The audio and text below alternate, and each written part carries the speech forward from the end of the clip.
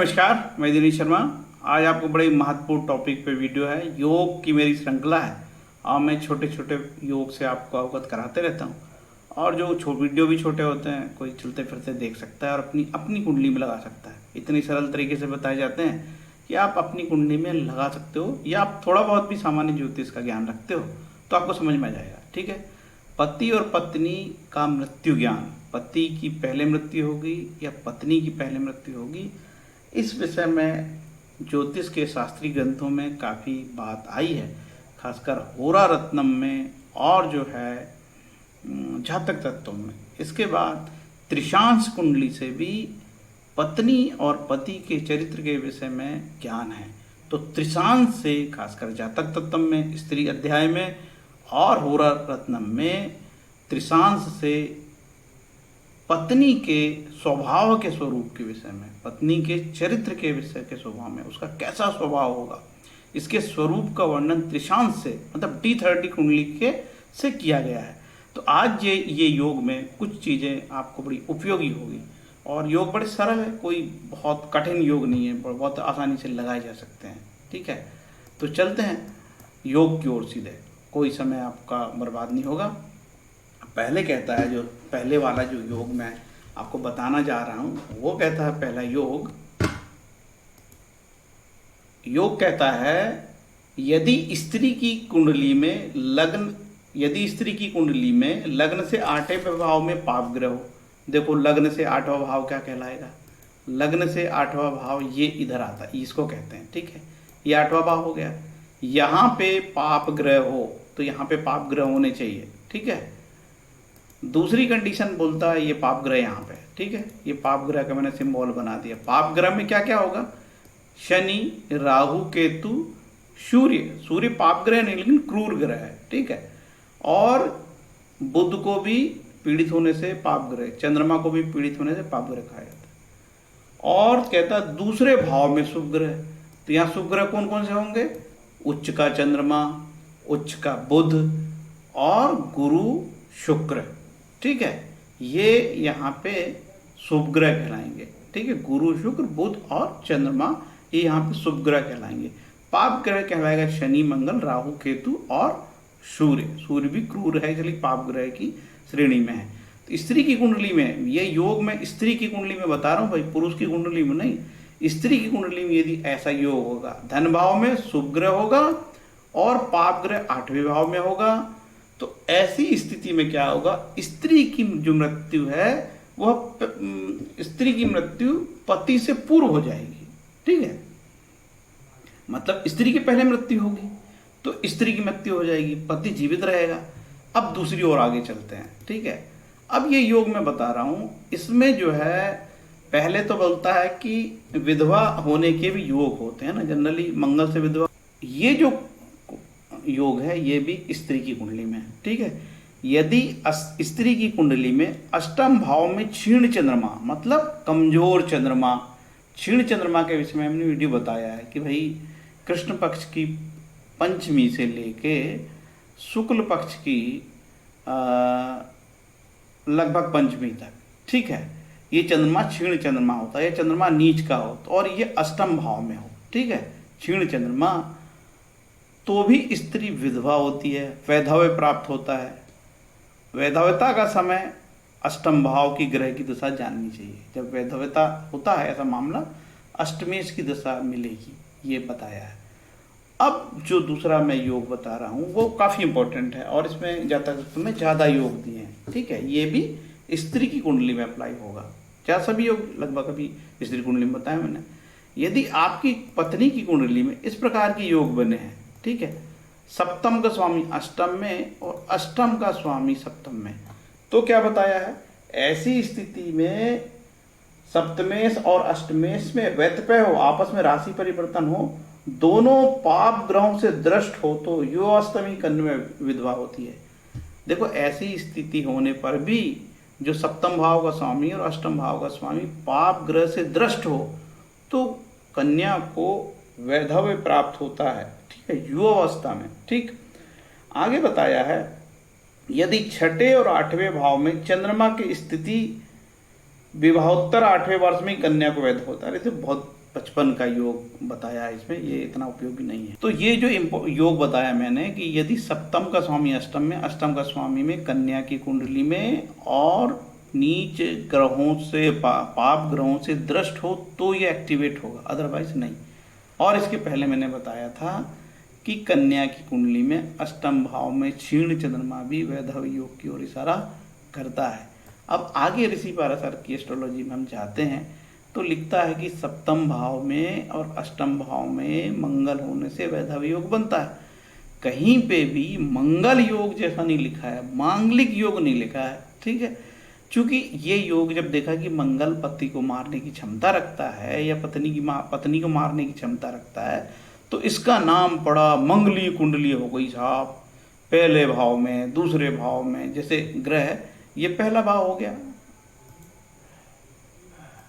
ये पहला भाव हो गया, ये चौथा भाव हो गया, ये सातवां भाव हो गया और ये आठवां भाव हो गया, ठीक है, और ये 12वां भाव हो गया।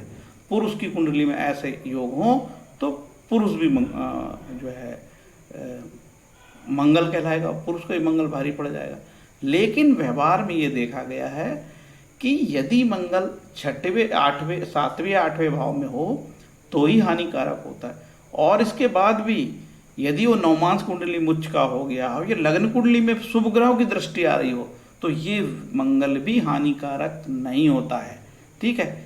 इसीलिए कुंडली मिलान के लिए बहुत सावधानी रखनी चाहिए। अब मैंने ये जो बताया कि यदि किसी भी स्त्री की कुंडली में धन भाव में, आठवें भाव में पाप ग्रह और द्वितीय भाव में शुभ ग्रह हो तो स्त्री की पहले मृत्यु हो जाती है, पति से पहले मृत्यु हो जाती है। मतलब वो क्या कहलाएगी, वो सधवा कहलाएगी, सधवा, ठीक है। विधवा नहीं हुई, सधवा हो गई। भाई विधवा तब होगी जब पति मर जाए, तो पहले पति की मृत्यु हो जाए, तो जब पहले स्वयं की मृत्यु होगी तो सधवा कहलाएगी, ठीक है। तो ये योग जो है, इसको आप यदि आपकी कुंडली में, आपकी कुंडली शुद्ध हो, ख्याल से सुन लीजिए, आपकी कुंडली शुद्ध हो तभी D30 की त्रिशांश की लग्न शुद्ध बनेगी। ये योग D30 में भी अप्लाई कर सकते हो। D30 का सेकंड भाव में शुभ ग्रह और D30 के 8वें भाव में पाप ग्रह। याद रखो भैया, वर्ग कुंडली की बात तभी करना जब कुंडली शुद्ध हो, अंधाधुंध नहीं लगाना। क्योंकि हमारे पास लोग फोन करते हैं, हाँ मेरी माँ ने बताई होगी, सब 7 या 8 बजे होंगे। अरे भैया, त्रिशांश में तो बहुत बारीक से 2-3-4 मिनट में ही बदल जाती है कुंडली, 2 मिनट में, 3 मिनट में। बॉर्डर में हुआ तो 1 सेकंड में भी बदलेगी। यदि त्रिशांश की लग्न बॉर्डर में हो तो 1 सेकंड में भी बदलती है, ठीक है। यदि लग्न कुंडली भी हमारी बॉर्डर का समय हो, ऐसा समय हो कि बिल्कुल लग्न बदलने ही होने वाली हो और आपका जन्म हुआ हो और जन्म समय में नोट करने में कोई अशुद्धि हो गई हो, तो लग्न हमारी 1 या 2 सेकंड से भी बदल सकती है। तो त्रिशांश कुंडली वाला जो उपयोग है, ये आप बिल्कुल आखिरी, ये कुंडली शुद्ध होगी तभी करिए, अदरवाइज मत करिए, ये वाला उपयोग मत करो, ठीक है।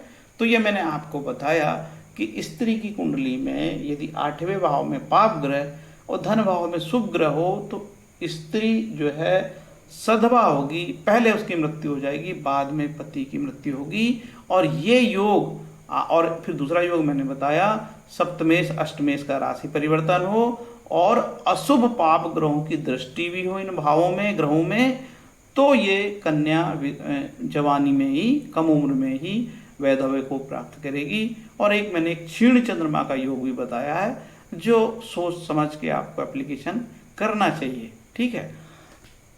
और आखिरी चीज मैंने बताई कि आपको जो द्वितीय भाव में शुभ ग्रह और अष्टम भाव में पाप ग्रह वाला जो थ्योरी है, वो आपको D30 कुंडली में भी लगाना होगा। लेकिन D30 कुंडली में उसी शर्त पे आप लगाओगे जब आपकी कुंडली बहुत बारीक स्तर पर शुद्ध होगी। यदि अशुद्ध कुंडली में लगाओगे तो रिजल्ट गड़बड़ मिलेंगे और फिर ज्योतिष विद्या का अपमान होता है और ज्योतिष विद्या की बदनामी भी होती है और ज्योतिषी की भी बदनामी होती है। तो ये प्रैक्टिकल आपसे निवेदन है कि आप इसको लग्न कुंडली में ही चेक करें। और जब जातक कह देता है कि नहीं मेरी जो आजकल की कुंडलियाँ बहुत शुद्ध आ रही है, लोगों में बहुत जागृति है, वो मिनट सेकंड तक बारीक नोट करके लेके आते हैं। यदि वो कहता है दावेदारी से नहीं साहब मेरी कुंडली तो सही है, मैं बिल्कुल इस विषय में ज्योतिष का जानकारी भी था और मैं सबका ज्ञान था, मेरे पिताजी पढ़े लिखे थे, तो हमारे घर में शुद्ध टाइम नोट करके लाया रखा जाता है, ये परंपरा है, तब तो उसका त्रिशांश से में भी आप जाके इस योग को चेक कर सकते हो। तो ये योग जो है सामान्य जन को भी चेक कर सकते हैं, ज्योतिषी भी चेक कर सकता है, और सबके ज्ञान बढ़ाने वाले योग है। पुनः आपको कहता हूँ कि योगों को अंधाधुंध कुंडली में अप्लाई नहीं करना चाहिए। ये आपके ज्ञान वर्धन के लिए, ज्योतिष का ज्ञान घर घर पहुँचाने के लिए, ज्योतिष में आपकी रुचि पैदा करने के लिए ये चीज़ हम आपको बताते हैं। आप इसको अंधाधुंध उपयोग ना करें, ठीक है। कई बार ऐसा होता है कि कुंडली में योग बन जाते हैं फिर भी वो इम्प्लीमेंट नहीं होता, उसके पीछे अनेक कारण होते हैं, ठीक है। कई बार ईश्वरीय सत्ता का जो विधान है समस्त सूत्रों से, समस्त सिद्धांतों से परे होता है, वो ऐसे मामले में हम कुछ नहीं कर सकते। कई बार जो ग्रह है वो D1 में क्या बता रहे हैं और आगे कुंडलियों में क्या गए हैं, आगे कुंडलियों में क्या ऐसे योग बन गए हैं जो ज्योतिष के ज्ञान से परे हो और उसको वो इम्प्लीमेंट नहीं होते योग। देखते हैं कई कुंडलियों में योग नहीं होते, ऐसे बनते हैं फिर भी। एक कुंडली हमने देखा कि विषकन्या योग का 100% योग उसमें बन रहा है और वो जो परिवार है वो इतना सफल और बढ़िया से वो रह रहा है। तो कभी कभी ज्योतिष के सिद्धांतों पे कभी शक होने लगता है कि यार ये सारे बड़े बकवास सिद्धांत लगते नहीं हैं, लेकिन धैर्य रखो, सारे इम्प्लीमेंट होते हैं। बहुत बारीकी से ध्यान दो, आप इम्प्लीमेंट होते हैं योग, ठीक है। कुछ सिद्धांत नहीं लगते होंगे, उनके पीछे अलग रीजन है, लेकिन हमने जो शास्त्रीय ग्रंथ खासकर जातक तत्वम, सर्वार्थ चिंतामणि, होरा रत्नम, इनमें बड़ी सटीक बातें लिखी है। अब आके आपको धीरे धीरे जो है विवाह का गोचर की भी बात करेंगे कि विवाह में गोचर के समय जब हमारा विवाह होता है तो गोचर कैसा होना चाहिए, जब उस समय के गोचर का में भी आपको बताएंगे। और आप उसको इतने सरलता से मैं बताऊंगा आपको कि आप बड़े आसानी से इम्प्लीमेंट अपनी ही कुंडली में कर लोगे, ठीक है। और आगे आपको और बताया जाएगा कि हम जन्म के शोधन के लिए क्या करें। एक दो टूल हैं हमारे पास तो जन्म शोधन के लिए, वो भी आपको बताएंगे, ठीक है। बस हमारे चैनल को आप देखते रहो, हम आपके ऊपर कभी कंडीशन लगाते ही नहीं है कि लाइक कर देना जी, कमेंट कर देना जी, शेयर कर देना जी, आराम से देखो बस। और आपको ऐसा लगता है कहीं कोई चीज़ त्रुटिपूर्ण है तो आपको बड़ी आज़ादी है। जैसे अभी एक जातक ने बोला कि साहब आपने जो ओरेटर वाला योग बताया था उसमें जो आप अटल जी की कुंडली बता रहे हो वो तुला की है, बिल्कुल सही। हमने ये जो डेटा है ये एस्ट्रोसेज से लिया है, ठीक है। और वही सबसे ज़्यादा भी कुंडली हम सबको देता है, ज़रूरत पड़ती है हम लोग वहीं से लेते हैं, ठीक है। तो जो हमको उपलब्ध थी हमने लगाया है और वो उस पर लगा भी है अटल जी कुंडली में। और दुनिया जानती है कि अटल जी से जैसा वक्ता इस दुनिया में ना मिलेगा कोई, ठीक है। तो कई बार हमारे जो दर्शक है वो चैलेंज करते हैं या कोई बात लिखते हैं, उसको मैं बहुत गंभीरता से इसलिए नहीं लेता कि वो अपने प्रश्न तो करेगा, हम उसका सटीक उत्तर आपको देते हैं, ठीक है। तो जो कुंडली शुद्ध होगी उसमें ज़्यादा अच्छे तरह से योग लगते हैं, ठीक है। तो जहाँ लगे आपको लगा के बताया गया है। आपके दिमाग में भी कोई ऐसी चीज़ आती है कि साहब ये जो बता रहे हो आप, इससे ये हो सकता है या ये चीज़ संभव ही नहीं जो आप बताते हो, तो उस पर भी मेरे मंथन करूंगा कि आप क्या बोलते हो, इसका कितना सटीक मैं उत्तर दे सकता हूँ।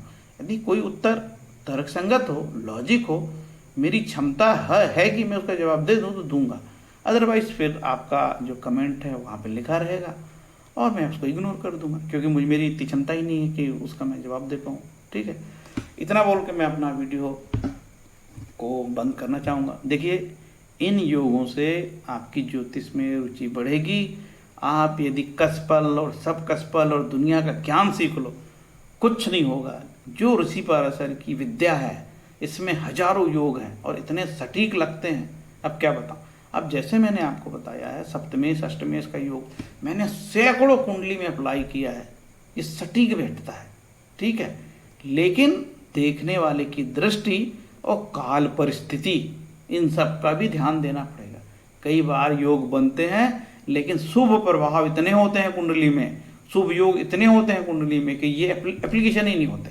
ठीक है, तो इस तरीके से ये वीडियो को विराम देता हूँ और आगे मैं और इस तरीके के वीडियो आपको बनाऊंगा और आपको धीरे धीरे इसमें ज्योतिष में रुचि पैदा होगी। ठीक है, उद्देश्य यही है कि ज्योतिष के ज्ञान को प्रॉपर तरीके से फैलाना। ज्योतिष विद्या महान विद्या थी और ये धर्म से जोड़ने वाली विद्या है, आध्यात्म से जोड़ने वाली विद्या। इसी बहाने आप आध्यात्मिक बन जाओगे। हरे कृष्णा बोल के रखता हूँ।